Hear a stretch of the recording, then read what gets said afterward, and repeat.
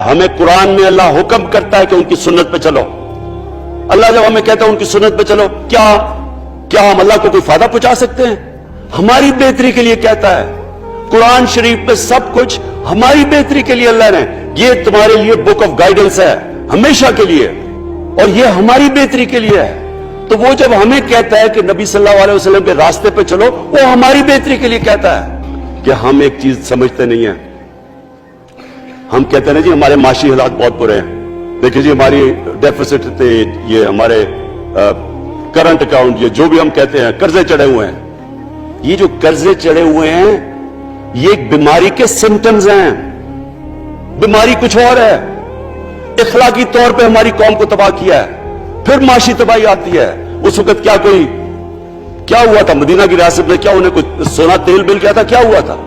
کوئی ان کے پاس کوئی پیسے آ گئے تھے؟ کیسے وہ اوپر اٹھ گئے تھے؟ کوئی انہوں نے قرضے لیے تھے؟ کس طرح اٹھے تھے اوپر؟ دنیا کے عظیم لیڈر نے ان کی اخلاقیات اٹھا دی تھی. صادق اور امین